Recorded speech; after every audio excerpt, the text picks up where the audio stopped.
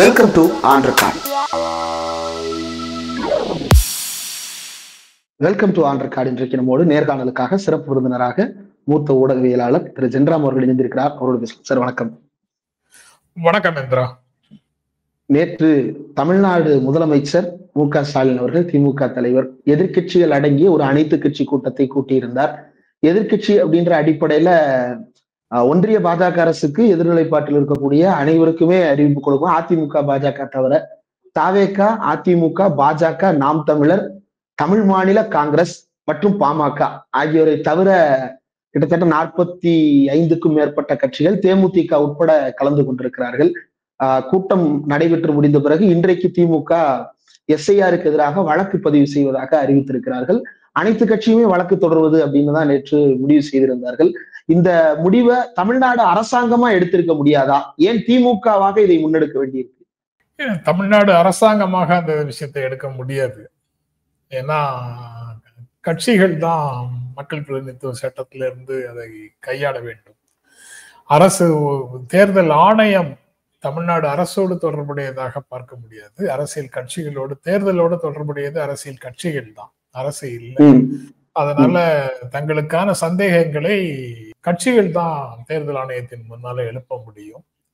அதன்படி இந்த சிறப்பான தீவிரமான திருத்த பணிகளுக்கு அது தொடர்பாக வரக்கூடிய விளைவுகளை கட்சிகள் தான் தேர்தல் ஆணையத்தை எடுத்து சொல்லணும். தேர்தல் ஆணையம் அதற்கு முறையான பதிலை பீகார்ல கொடுக்காததுனால அவங்க உச்ச நீதிமன்றத்துக்கு போனாங்க. பிரஸ் மீட் வச்சுட்டும் அந்த எழுப்பப்பட்ட நியாயமான கேள்விகளுக்கு தேர்தல் ஆணையம் பதில் சொல்லாத நிலையில தான் போனாங்க. அதே அதுல கிடைத்த அனுபவங்கள் தான் இங்கேயும் கிடைக்கும் அப்படிங்கிற மாதிரி ஒரு உணர்வு இருக்கு. அதனால டு அலர்ட் த பீப்புள், மக்களுக்கு அது குறித்த ஒரு எச்சரிக்கையை முன்வைப்பதற்காகவும் அரசியல் கட்சிகள் செயல்படும் நிலையில உடனடியாக களத்துல இறங்குவதற்கு தயாராக இருக்கணும். அந்த 4 to 4 நவம்பர் 4ல இருந்து டிசம்பர் 4க்குள்ள அவங்க திருத்த பணிகளை செய்கிறோம் என்றால் அதை தீவிரமாக கண்காணிக்க வேண்டிய பொறுப்பு அரசியல் கட்சிகளுக்கு இருக்கு. நீதிமன்றத்துல அதை தவிர்ப்பதற்கு அல்லது தள்ளி வைப்பதற்கு ஒரு கோரிக்கையை நீதிமன்றத்துல வைக்க வேண்டிய ஒரு பொறுப்பும் கட்சிகளிடத்துல இருக்கு. அதனால அதுதான் அந்த முடிவு. நேற்று அனைத்து கட்சி கூட்டத்தில் எடுத்த முடிவும் அதுதான். அதனால அதை செயல்படுத்துவதற்கான முடிவுகளாகவும் இதை செயல்படுத்தணும். ஸோ ஆல் பார்ட்டி மீட்டிங்கிறது ரொம்ப ரொம்ப நல்லது. சில கட்சிகள் அதை புறக்கணிச்சிருக்கிறது தேவையில்லாதது, அல்லது அவர்களுடைய நிலைப்பாட்டை ஏற்கனவே வெளியில சொல்லிட்டதுனால அவங்க தேவையில்லைன்னு அனைத்து கட்சி கூட்டத்துக்கு கூட அவங்களை கூப்பிடாம இருந்திருக்கலாம் அப்படின்னு தான் நினைக்கிறேன். தமிழ்நாடு எலெக்ஷனை முன்னிட்டு 6 மாதத்துக்கு முன்னாடியே தேர்தல் ஆணையம் முகாம்களை ஒருங்கிணைச்சிருந்தாங்க. எல்லா கட்சியுமே டேபிள் போட்டு உட்கார்ந்து வாக்காளர்கள் பெயர் சேர்ப்பது, இறந்தவர்கள் பெயர் நீக்குவது, இடம் மாறியவர்கள் பெயரை இங்கிருந்து நீக்கி வேறு இடத்தில் மாற்றி அளிப்பது, இந்த மாதிரியான வேலைகளை எனக்கு தெரிஞ்சு 6 மாசத்துக்கு முன்னாடியே தொடங்கிட்டாங்க. அது எவ்ரி 6 months ஒருக்க ஏதோ ஒரு வகையில ஒரு கேம்ப் அரசியல் கட்சிகளாலேயோ தேர்தல் ஆணையத்தாலேயோ தொடர்ந்து நடத்தப்பட்டு கொண்டுதான் இருக்கிறது. அப்பயே இத பண்ணியிருந்திருக்க மாட்டாங்களா? இந்த எஸ்ஐஆர் அப்படின்ற இந்த ப்ராசஸ்ல பீகார்ல இன்ஃபில்ட்ரேட்டர்ஸை ஐடென்டிஃபை பண்றதா சொன்னாங்க. நான் சிட்டிசன்ஸ் ஓட்டர்ஸா இருக்கக்கூடாது அப்படின்ற காரணம் சொல்லப்பட்டது. இங்க என்ன காரணத்தை முன்வைத்து எஸ்ஐஆர் முன்னெடுக்கப்படுகிறது? அத அரசியல் கட்சிகள் முழு ஒத்துழைப்போடு செயல்படுத்தினா வாக்காளர்களுடைய பட்டியல் என்பது புனிதமானதாக காப்பாற்றப்படலாம் இல்லையா? அரசியல் கட்சிகள் தேர்தல் ஆணையத்தோடு ஒத்துழைக்கிறது அப்படிங்கிறது ரொம்ப நல்ல விஷயம். அதுதான் அவசியமான விஷயம். அதுதான் அரசமைப்பு சட்டத்தை உருவாக்கியவர்கள், இந்திய விடுதலைக்கு பிறகு இந்தியாவை உருவாக்க துடித்தவர்கள் எல்லாருமே அதைத்தான் விரும்பினாங்க. தேர்தல் ஆணையம் எந்த கட்சிக்கு ஒத்துழைப்பு தருதுன்றதுலதான் சிக்கல் எழுதா சார்? தேர்தல் ஆணையத்தினுடைய நம்பகத்தன்மை தான் படிப்படியாக கேள்விக்குறியாகி இருக்கிறது. இப்போ முழுக்க முழுக்க நம்பிக்கையை இழந்த நிலையில தேர்தல் ஆணையம் இருக்குது அப்படிங்கிறது. அது தேர்தல் ஆணையத்தினுடைய எந்த செயல்பாடை பற்றி பேசினாலும் பொதுமக்களிடத்திலிருந்து கிடைக்கக்கூடிய ரியாக்ஷன் இப்படித்தான் இருக்குது, எதிர்வினை இப்படித்தான் இருக்குது. அதனால நம்பகத்தன்மையை இழந்து நிற்பது தேர்தல் ஆணையம் தான் அப்படிங்கிறது ரொம்ப தெளிவாக தெரியுது. அதனாலதான் இந்த பிரச்சனை எல்லாமே. அதுல ஒரு தேர்தல் சேஞ்ச் ஆணைய பார்க்க முடியுது சார். இதுல கடந்த காலத்துல தேர்தல் ஆணையம் அப்படின்ற ஒண்ணு மக்களுக்கு இவ்வளவு அறிமுகமான ஒரு பாடியாக இருந்ததா அப்படின்னா அப்படி இல்ல. ஆனா இப்ப வந்து அன்றாடம் தேர்தல் ஆணையம் என்பது மக்கள் மத்தியில பேசுபொருளாக மாறி இருக்கு. ஆனாலும் அது மக்களிடமிருந்து விலகி இருக்கு அப்படின்னா இதை எப்படி புரிஞ்சுக்கிறது? நீங்க நல்ல கிரிக்கெட் மேட்சோ அல்லது நல்ல கபடி மேட்சோ அல்லது நல்ல எந்த கேமா டென்னிஸ், பால் பேட்மிண்டன் எந்த டோர்னமெண்டா இருந்துக்குங்க, ஒரு நல்ல அம்பையர், டிஸ்பியூட்டே இல்லாம மேட்சை நடத்துற அம்பையரை வந்து உங்களுக்கு நினைவு இருக்குமா? நினைவு இருக்காது.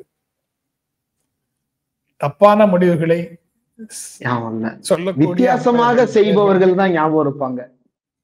தப்பாக செய்பவர்கள் தான். தப்புக்கு வித்தியாசம்னு ஒரு பெயர் கொடுத்துட்டீங்கன்னா அதோட எல்லாமே முடிஞ்சுது. தப்பான முடிவுகளை சொல்லக்கூடிய பெயர்கள் தான் உங்களுக்கு நினைவு இருக்கும். அதே மாதிரி தேர்தல் ஆணையத்தை பற்றி முன்பு பேச்சு இல்லை அப்படின்னா அது தங்களை சிஸ்டத்தோட அது அவங்க வேலையை மட்டும் செஞ்சாங்க. நியாயமாகவும் நேர்மையாகவும் தேர்தலை நடத்துவது தங்களுடைய கடமை என்று உணர்ந்ததை போல இருந்தாங்க. இதே போல அரசுதான் அப்போ தேர்தல் ஆணையரை நியமிச்சது. ஒரு ஆணையராக இருந்தது, அதுக்கப்புறம் 3 ஆணையர்களாக சம அந்தஸ்துள்ள 3 ஆணையர்கள், அதுல ஒருவர் வந்து முதன்மையானவர் அப்படின்னு சொன்னாங்க.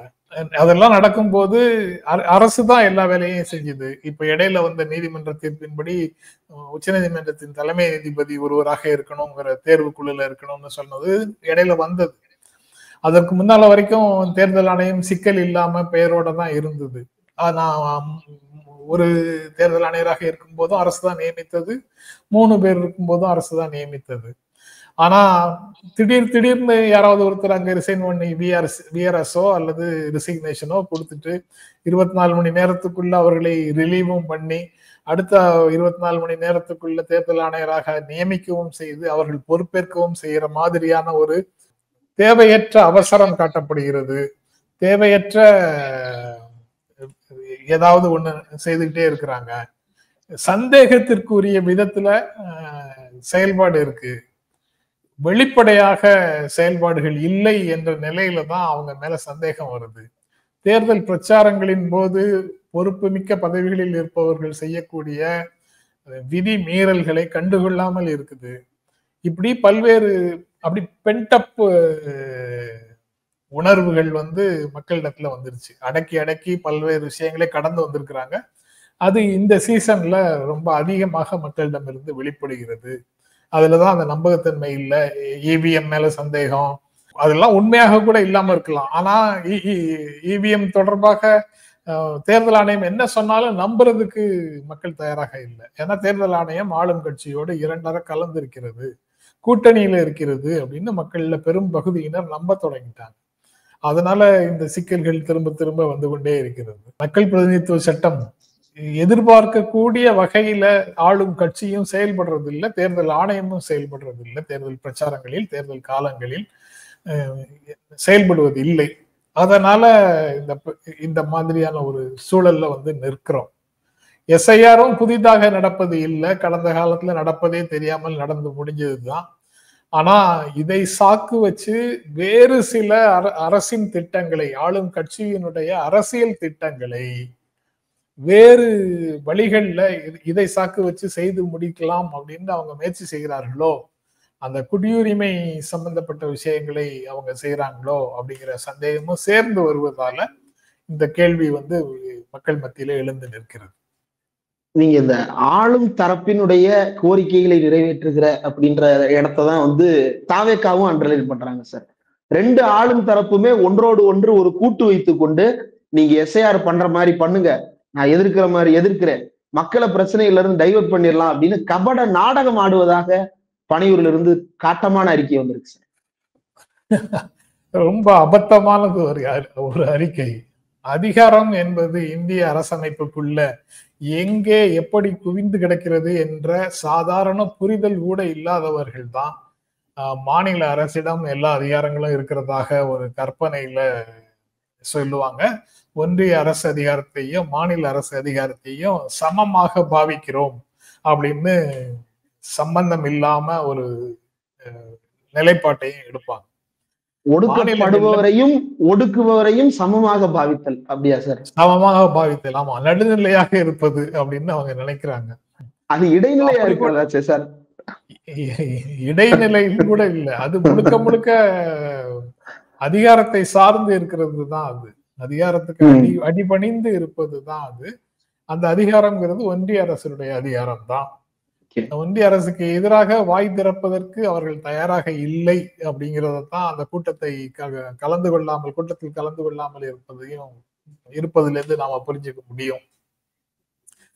அது போக அடிப்படையில 2014 புதிய இந்தியா உருவாக தொடங்கியதற்கு பிறகு அடிப்படையில ஒரு சேஞ்ச் மாற்றம் நடந்து கொண்டே இருக்கிறது.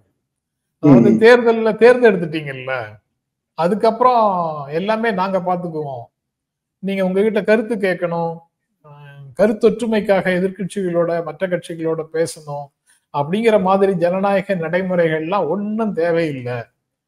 உங்ககிட்ட ஆட்சி கொடுத்துட்டோம், நீங்க செய்யுங்க, எங்ககிட்ட ஆட்சி கொடுத்துட்டா நாங்க செய்யறோம் அப்படின்னு அவங்க வந்து இந்த டெமோக்ராட்டிக் ப்ராசஸ் எல்லாத்தையும் ஒழிச்சு கட்டிட்டாங்க. அதனால இங்க ஆல் பார்ட்டி மீட்டிங்னு ஒரு தாவேக்கா மாதிரி கட்சிகளுக்கு வரமாட்டேங்குது. ஏன்னா கோட்பாட்டு அளவுல அவங்க வந்து பாஜகவினுடைய சார்புல இருக்கிறாங்க. வெளியில சொல்றாங்க கொள்கை எதிரி, கோட்பாட்டு எதிரின்னு. அது வந்து ஒரு பாவலா. உண்மையிலேயே அவர்களோடு முழுக்க முழுக்க இணைந்து நிற்கிறார்கள் அப்படிங்கிறது இந்த மாதிரியான விஷயங்கள்ல இருந்தும் கூட நம்ம புரிந்து கொள்ளலாம். ஆல் பார்ட்டி மீட்டிங், அதுல மாற்று கருத்துக்கள் வருவது ரொம்ப ரொம்ப அவசியம். ஒருமனதாகத்தான் இருக்கணும்னு அவசியம் இல்லை, மெஜாரிட்டி முடிவுக்கும் கட்டுப்படலாம். அப்படி இருக்கும் அந்த கூட்டத்திலேயே சார், நேற்று நடந்த கூட்டத்திலேயே தமிழ்நாடு இளைஞர் கட்சி அவங்க வந்து இப்ப தாவேக்காவோட கிட்டத்தட்ட அஃபிலியேட்டட் ஜோன்ல தான் அவங்க இருக்கிறாங்க. அவங்களுடைய ஆட்கள் தான் கடந்த 30 நாட்களாக தாவேக்கா டிபேட்டுகள்ல தாவேக்கா ஆதரவாளர்ன்ற போர்வையில் கலந்து கொண்டார்கள். அவங்க அங்க வந்து விஜய் நீங்க கண்டிச்சதை நாங்க மறுதளிக்கிறோம், அதற்கு நாங்கள் வன்மையாக கண்டிக்கிறோம், விஜய் வராததற்கு காரணத்தை அவர் தெளிவாக விளக்கி இருக்கிறார், இங்கே அவருக்கு கண்டனம் தெரிவிப்பதை நாங்கள் கண்டிக்கிறோம் அவங்க கருத்தை பதிவு பண்ணியிருக்கிறாங்க. தேவர் அலோடு இல்ல, அதுதான் ப்ராசஸ்.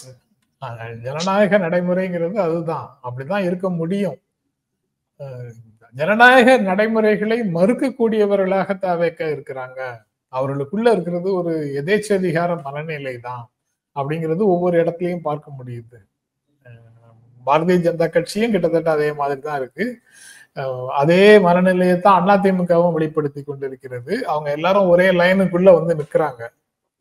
சேர்ந்து நிற்பாங்களா இல்லையாங்கிறது வேறு பிரச்சனை. ஆனா அவங்களுடைய தாட் ப்ராசஸ் எல்லாமே கிட்டத்தட்ட ஒரே மாதிரி தான் வந்து நிற்குது.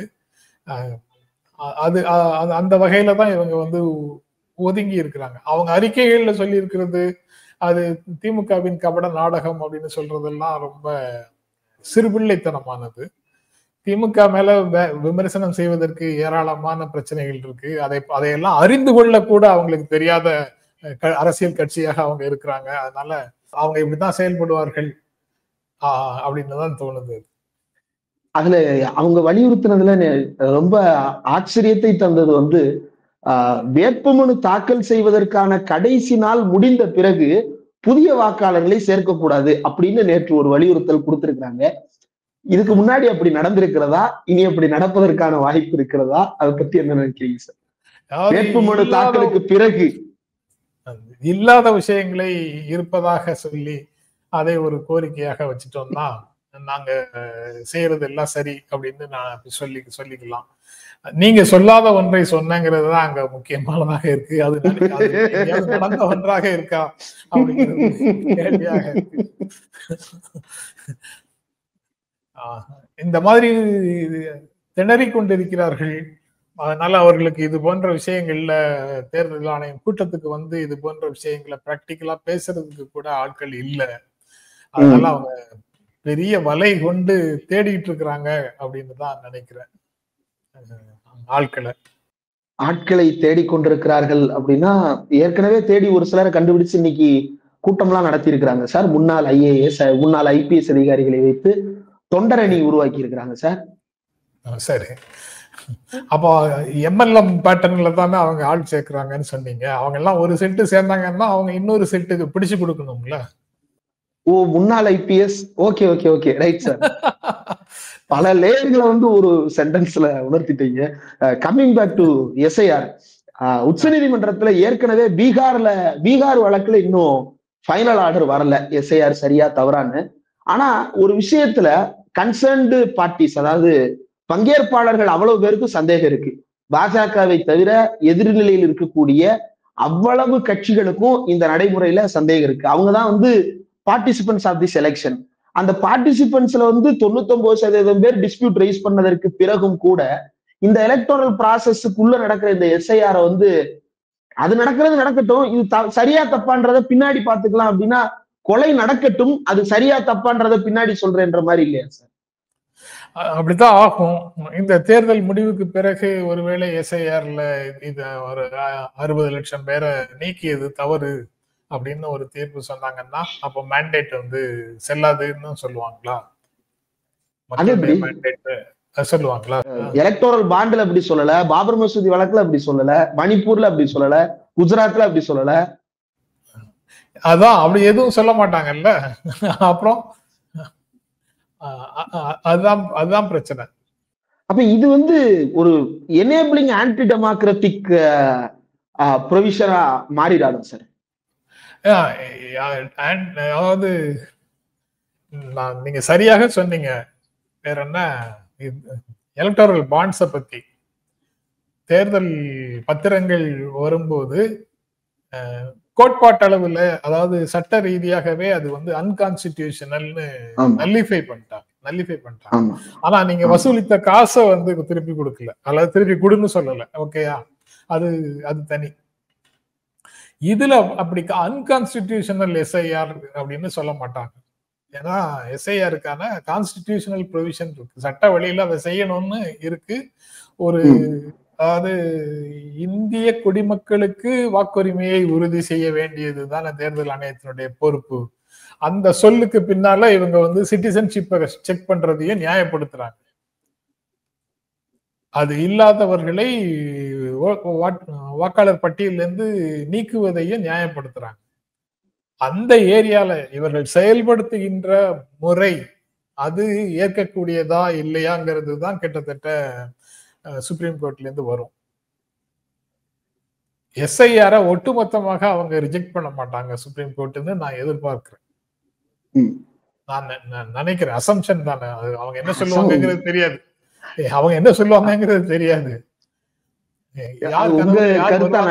சார். எனக்கு எந்த நம்பிக்கையும் இல்ல.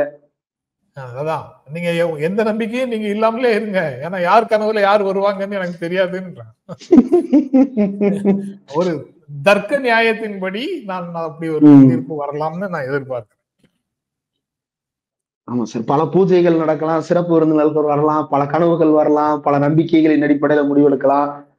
ஆனா சட்டத்தின் அடிப்படையில வேறு ஒன்னா இருக்கும், நடைமுறையில வேறு ஒன்னா இருக்கும். கூட்டு மனசாட்சி இருக்கலாம். எல்லாமே வாய்ப்புகள் இருக்குதான், பிரசிடென்ஸ் இருக்குதான். அதனால அந்த முடிவுகள் எப்படி வரும்னு நம்ம உறுதியாக சொல்ல முடியாது. பட் இந்த எஸ்ஐஆர்ல என்னென்ன விளைவுகளை பீகார் பார்த்திருக்குங்கிறத பீகார்ல ராகுல் காந்தி தெளிவாக பேசியிருக்கிறாரு. இங்க மு.க. ஸ்டாலின் தொடர்ந்து பேசிட்டு இருக்கிறாரு.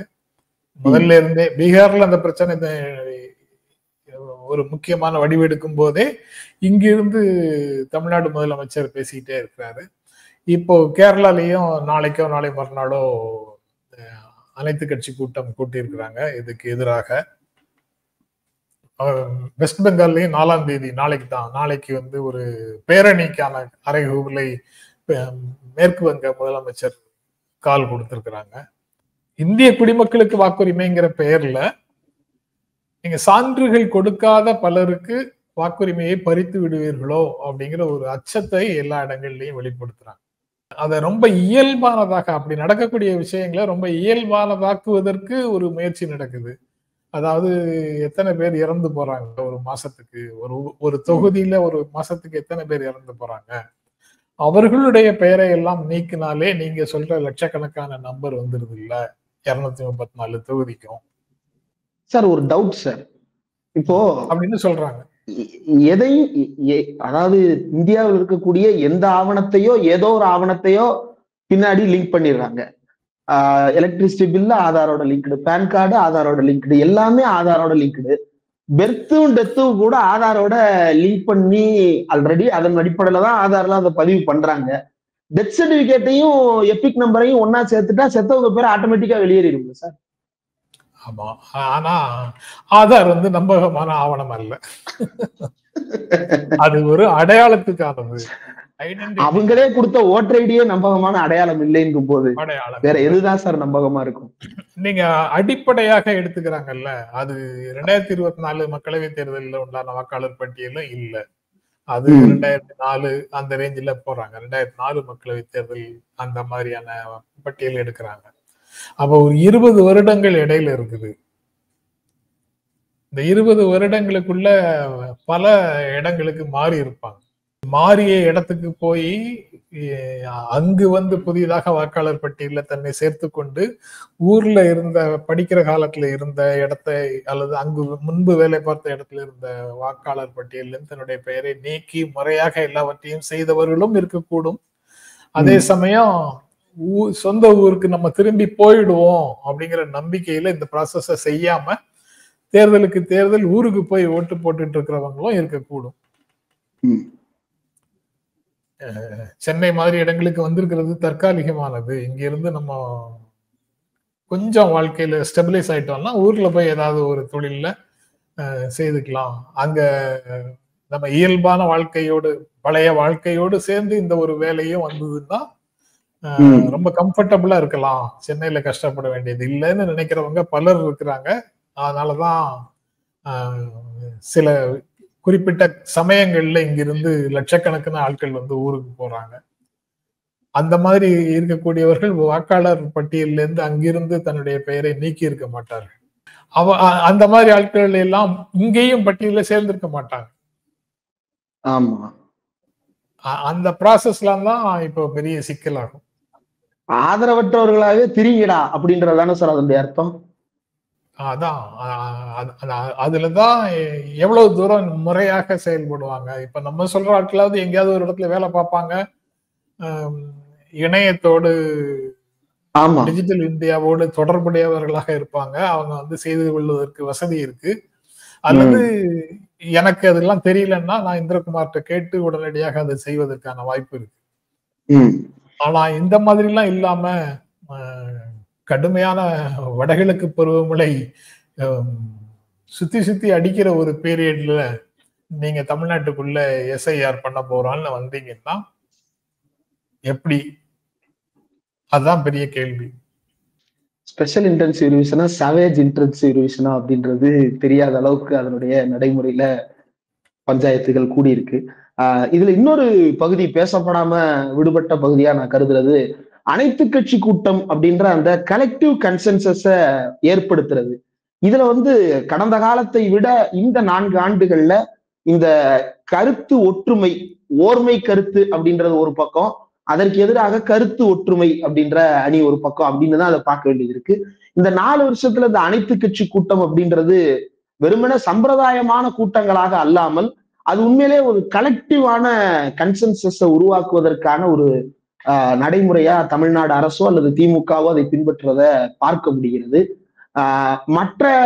மற்ற மாநிலத்தை சேர்ந்த கூட்டணிகளுக்கு இது ஒரு பாடமாக அமைகிறது அப்படின்னு இதை எடுத்துக்கலாமா? அல்லது இந்த இப்படியான ஒரு கூட்டு முன்னெடுப்பை எடுப்பதனுடைய அவசியம் அரசியலமைப்பு சட்ட ரீதியாகவோ அல்லது வந்து மக்கள் மன்ற ரீதியாகவோ இன்னும் கூடுதல் முக்கியத்துவம் பெறுது அப்படின்னு இந்த ஓவரால் வியூ எப்படி பாருங்க? இல்ல, அது நீங்க சொல்றது ரொம்ப ரொம்ப முக்கியமான செய்தி. அனைத்து கட்சி கூட்டம் மூலமாக ஒரு கருத்தொற்றுமைக்கு முயற்சி செய்கிறோம், மாற்று கருத்துக்களை அறிந்து கொள்கிறோம், அதிகாரத்துல இருக்கக்கூடியவங்க அல்லது அதற்கு முயற்சி எடுக்கக்கூடியவங்க. இப்ப தமிழ்நாடு அரசு வந்து 6ஆம் தேதின்னு நினைக்கிறேன் இது மீண்டும் ஒரு அனைத்து கட்சி எஸ்ஓபி பிரபலங்கள் நடத்துகின்ற பொதுக்கூட்டங்கள்ல கடைபிடிக்க வேண்டிய வழிமுறைகள் என்ன என்பதை பற்றி இறுதி செய்வதற்காக ஒரு அனைத்து கட்சி கூட்டம் போட்டிருக்கிறாங்க. சட்டமன்ற கட்சிகளுடைய கூட்டம், அனைத்து சட்டமன்ற கட்சிகளுடைய கூட்டம், ரைட்டு. இந்த இப்ப 46 கட்சி வந்ததுன்னு சொல்ல வேண்டாம். சட்டமன்றத்துல யார் யாருக்கு பிரதிநிதித்துவம் இருக்குதோ அந்த மாதிரி சில விஷயங்களுக்கு அப்படி நடக்குது, சில விஷயங்களுக்கு இப்படி நடக்குது. அந்த பொலிட்டிக்கல் ரெப்ரசன்டேஷன், அரசியல் பிரதிநிதித்துவம் குறைந்துவிடக் கூடாது, இப்போது இருக்கக்கூடிய அதே நிலையில தொகுதி மறுவரையறை செய்யப்பட வேண்டும் அப்படின்ற விஷயங்கள் எல்லாத்துக்கும் நம்ம பரவலாக எல்லா கட்சிகளோடையும் இப்ப எஸ்ஐஆருக்கும் அதே மாதிரி எல்லா கட்சிகளோடையும் போறாங்க. கரெக்ட் தான். இங்கு அந்த மாதிரி சூழல், அந்த பிரச்சனைக்கு தகுந்த மாதிரி அனைத்து கட்சி கூட்டத்தை நடத்துவது அல்லது அனைத்து கட்சி பிறரோடு கலந்து பேசுவது, நான் ஆரம்பத்தில் சொன்ன விஷயத்துக்கு மாறாக, அதாவது நீங்க தான் எனக்கு ஆட்சிக்கான நிர்வாகத்துக்கான பொறுப்பை கொடுத்துட்டீங்கல்ல, இனிமே நான் செய்யறதெல்லாம் நீங்க அப்படியே ஏத்துக்குங்க. 5 வருஷம் நான் என்ன வேணாலும் செய்வேன் ஐயா, நீ எதுவும் பேசக்கூடாது, அடுத்த தடவை தான் நீ வந்தன்னா நீ வந்தப்போ நீ என்ன வேணாலும் செய் அப்படிங்கிற ஒரு தியரியை ஃப்ளோட் பண்ணிக்கிட்டே இருக்கிறாங்க. அதுதான் டெமோக்ரஸி. இல்ல அந்த எஸ்ஓபியே வந்து சார் டிஜிபி மனசு வச்சா கொடுக்கலாம் அப்படின்னு ஈஸியா அதை அதிகாரத்துக்கு உள்ளுக்குள்ள நகர்த்தி கொண்டு போயிட முடியும். அனைவருடைய கருத்தை கேட்கணும்ன்ற யாருமே கம்பல் பண்ண போறது கிடையாது. கேட்டீங்களா இல்லையா? ஏற்கனவே தான் உங்களுக்கு ரூல் இருக்குல்ல, அந்த ரூல் படி எல்லாத்தையும் செயல்படுத்த வேண்டியது தானே. இதுல என்ன எஸ்ஓபி வேண்டி கிடக்குது அப்படின்னு சொல்லக்கூடியவர்களும் இருப்பாங்க. ஆனா வழக்கு வந்து நீதிமன்றத்துக்கு போய் நீதிமன்றத்திலேருந்து இப்போ அதை செயல்படுத்துங்கன்னு சொல்லி கேட்கிற நிலைமையில அரசு வந்து அதை துரிதமாக சொல்லுது. நீதிமன்றம் போய் நீதிமன்றம் சொல்வதற்கு முன்னாலேயே முதலமைச்சர் செப்டம்பர் 27 அந்த இடத்திலேயே சொல்லிட்டாரு, கரூர்லயே சொல்லிட்டாரு, நாம் நாம் நாம் அனைவரும் சேர்ந்து ஒரு வழிகாட்டுதலை உருவாக்குவோம் அப்படின்னு சொல்லிட்டாரு. அனைவரும் சேர்ந்துன்னு அன்னைக்கு சொல்ல வேண்டிய அவசியம் என்ன அவருக்கு? வந்து அவருடைய ஜனநாயக, அவர் வெளிப்படுத்தக்கூடிய ஜனநாயக பண்புகளை அறிந்து கொள்வதற்கு, புரிந்து கொள்வதற்கு தமிழ் சமூகம் தவறியது என்றால் மிகப்பெரிய இழப்பை தமிழ் சமூகம் சந்திக்க நேரிடும். இத வந்து ஒரு பெயரளவிலான ஜனநாயகமா வந்து இல்லாம அது ரொம்ப இயல்பாவே இருக்கு. நீங்க சொல்ற அந்த எக்ஸாம்பிள் முக்கியமானதுன்னு நினைக்கிறேன் சார். கரூர் ஸ்டாம்பீடு அந்த ஸ்பாட்ல நின்று அனைவரும் சேர்ந்து அப்படின்ற அந்த வார்த்தை வந்து அண்டர்லைனபிள். நாம் செஞ்சுட்டேன் இந்த வேலைய அப்படின்னு என்னைக்காவது அவர் சொல்லியிருக்காரா? இந்த பணி செய்து முடிக்கப்பட்டிருக்கிறது, இதுல பங்கேற்ற அதிகாரிகளுக்கு, பங்கேற்ற அனைவருக்கும் என்னுடைய நன்றியை தெரிவித்துக் கொள்கிறேன் அப்படின்னு சொல்றாரு. ஒரு டீமுக்கு தலைமை தாங்கிறவருடைய பண்பு எப்படி இருக்கணும் அப்படிங்கிறத அவர் தான் வெளிப்படுத்துறாருல்ல. அதுக்கு நேர் மாறாக கையில சவுக்கு வச்சு நான் அதிகாரிகளை அடிச்சு வேலை வாங்குவேன் அப்படின்னு சொல்லக்கூடிய தலைவர்களை தானே நம்ம பார்த்திருக்கிறோம். அல்லது எல்லாமே அவருடைய மார்பு அளவு இவ்வளவு, எல்லாவற்றையுமே தைரியமாக எதிர்கொள்வார் அப்படின்னு அதிகாரிகளை, ஊழியர்களை, மக்களை, எதிர்கட்சியை, வேறு நாடுகளுடைய பிரதிநிதிகளை எல்லாவற்றையும் தைரியமாக எதிர்கொள்வார் அப்படின்னு சொல்ற ஒரு மனநிலை, அதுதான் தலைமை பண்பு அப்படின்னு சொல்லக்கூடிய ஒரு சூழலை தானே பார்க்கிறோம். இதற்கெல்லாம் நேர் மாறாக, உண்மையான மாற்றாக ஜனநாயக பண்புகளை இயல்பாக மரித்து கொண்டவராக மு.க. ஸ்டாலின் இருக்காரு. அதுதான் ரொம்ப ரொம்ப முக்கியம். இந்த மாதிரி நுட்பமான அரசியல் செய்திகளை கண்டு அறிந்து முதலமைச்சரை பாராட்ட வேண்டும் அப்படிங்கிறது ரொம்ப ரொம்ப முக்கியமான இடம். ஊடகங்கள்ல இருக்கக்கூடியவங்க இந்த மாதிரி அக்கேஷன்ஸ்ல அதை பத்தி பேசிடலாம். ஆனா சாதாரண மக்கள் வந்து அவர்களுடைய அன்பை அவர் வரும்போது அந்தந்த பகுதிகளில் காட்டுறாங்க. அதுக்கப்புறம் தேர்தல்களில் தொடர்ந்து 2019, 2021, 2024 காட்டியிருக்கிறாங்க. உள்ளாட்சி தேர்தல்களையும் காட்டியிருக்கிறாங்க. ஆக மக்கள் வந்து இந்த மாதிரி காட்ட வேண்டும், காட்டுவார்கள் அப்படின்னு நான் நம்புறேன்.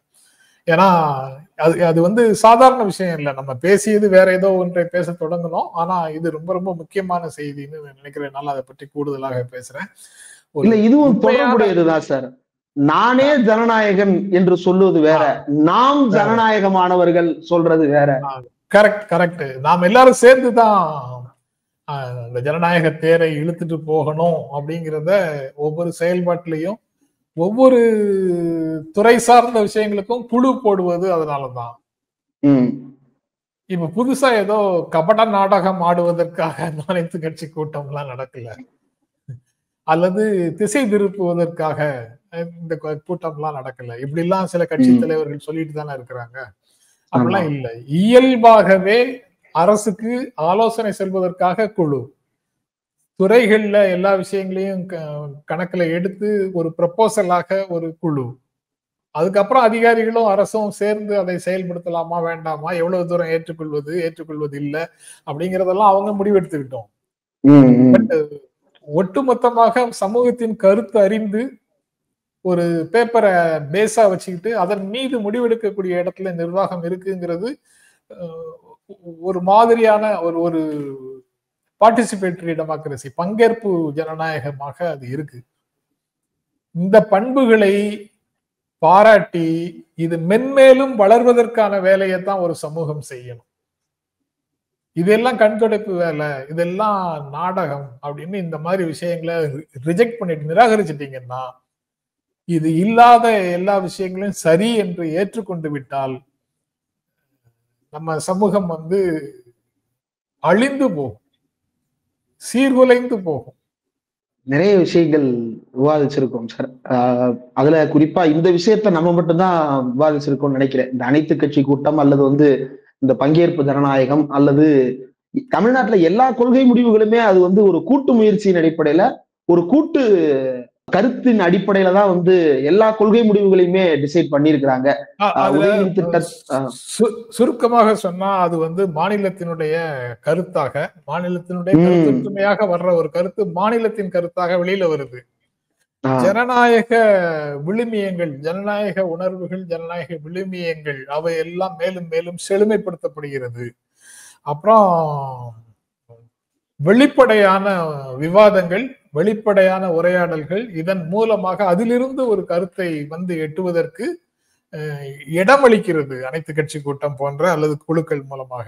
முட்டுச்சந்தில போய் நிற்கக்கூடிய பிரச்சனை அல்லது தீர்வு காணப்படாமல் அப்படி சிக்கலாகி போக இருக்கக்கூடிய ஒரு பிரச்சனைக்கு அடுத்தடுத்து இது போன்ற கூட்டங்களை நடத்தி அந்த முடிச்சுகளை அவிழ்ப்பதற்கான, தீர்வு காண்பதற்கான ஒரு சூழலை உருவாக்குகிறது.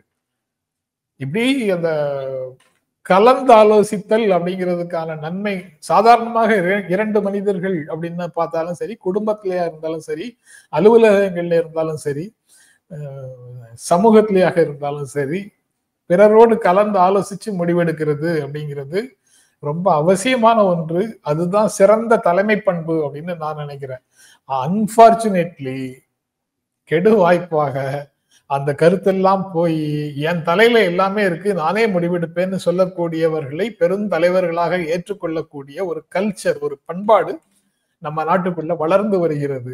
அதை சார், அது கல்ச்சர்ன்ற வார்த்தையை நான் நிராகரிக்கிறேன் சார். அதுல யூஆர்இ அப்படின்றத நீக்கிட்டு இந்த வார்த்தையை சொல்றதுதான் சரியா இருக்கும் சார். ஐயா சரி, கல்ட்டு வச்சுக்கோ.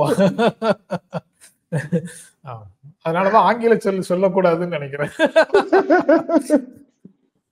நீங்க பரந்த பொருளை ஒற்றை பொருளாக மாத்திடுறீங்களே. இல்ல, எல்லா இடத்துலயும் இருக்கு.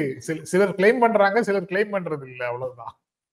அதான் சார், நிறைய விஷயங்கள் விவாதிச்சிருக்கோம். இதுல இன்றைக்கு நீங்க அந்த சவுக்கை எடுத்து சாட்டை சுழற்றி வேலை வாங்குவேன் அப்படின்னு சொன்ன உடனே எனக்கு ஞாபகம் வந்தது, அவங்க கையில் எடுத்தது சாட்டை, அதனால் அரசு ஊழியர்கள் கழுத்தில் தொங்கியது சுருக்கு. இங்க இருக்கிற சாட்டை அவர்கள் கழுத்தில் சுருக்காகத்தான் தொங்கிக் கொண்டிருந்தது. இன்றைக்கு அதையெல்லாம் இந்த ஞாபகமே இல்லாதது போல ஏதோ ஒரு பரிபூரணத்திலிருந்து இன்றைக்கு ஏதோ ஒன்னா மாறி இருக்கிறது போலவும் தோற்றத்தை உருவாக்குகிறார்கள். ரொம்ப முக்கியமான ஒரு நேர்காணலை கொடுத்திருக்கீங்க சார். இவ்வளவு நேரம் ஒதுக்கி இந்த நேர்காணல் தந்ததற்கு மிக்க நன்றி சார். ரொம்ப நன்றி இந்திரகுமார்.